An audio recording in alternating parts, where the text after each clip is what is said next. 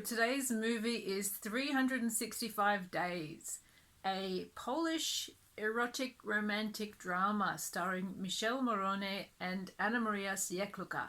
I'd never heard of this movie until last night when I was looking at the Netflix top 10 movies, and when I looked them up I saw that this one had the most scathing reviews, and I was kind of hoping it would be, so bad it's good, because we all enjoy one of those once in a while. But yeah, it's not that, it's just bad.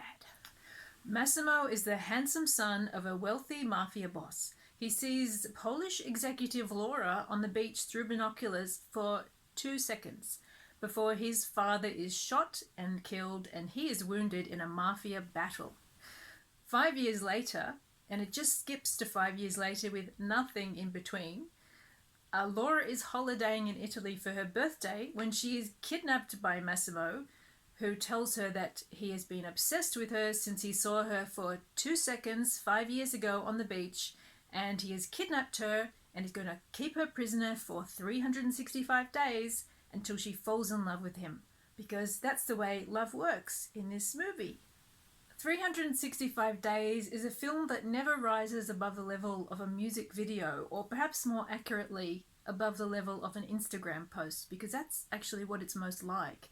It's a shallow film about shallow characters. It takes the subject of an obsessed man kidnapping a woman and turns it into a story about shopping and luxury holidays and makeovers. There is just so much shopping and so many designer dresses.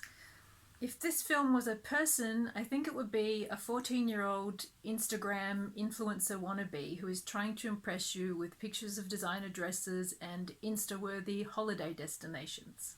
This is erotica for Instagram type people, and it is all on this absolutely surface, superficial level. It's like a 14-year-old girl's idea of something edgy and sexy. What's weird about this film is that it spends so long on plot and dialogue, yet the plot is so thin and so shaky, and the character development is basically zero. Even in the scenes with people talking to each other, you just get the impression that there's no connection, there's no interaction happening at all. It's really odd, and I think it's just the script is poor. Another problem in the film is that no one is really likable.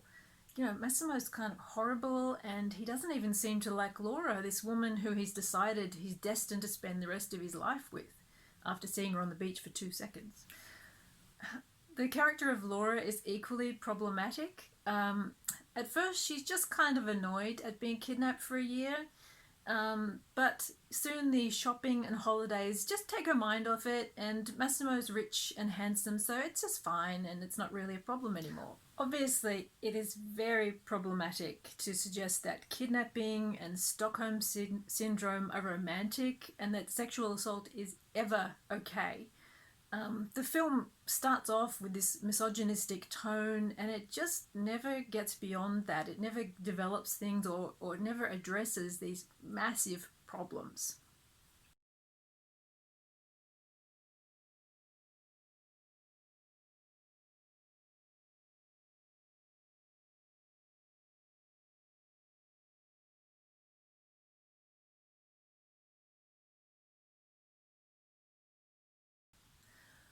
But even if you were to just put all of those issues aside and try to view this film as simply a fantasy, an erotic fantasy, it's just so depressing and it aims so low. Ultimately, I thought it was just a mediocre story about cardboard cutout people with some sex scenes in it. I couldn't find anything in there to get excited about. I'm not saying there's anything wrong with looking for a film that's just a bit of sexy escapist nonsense. I just think there must be something better than this out there. 365 Days is just so bland and so mundane. It's so nothing. It was like if you got an AI and got it to process every bit of mediocre self-published erotica on Amazon and then ran that through Instagram. This is what would be spewed out at the other end.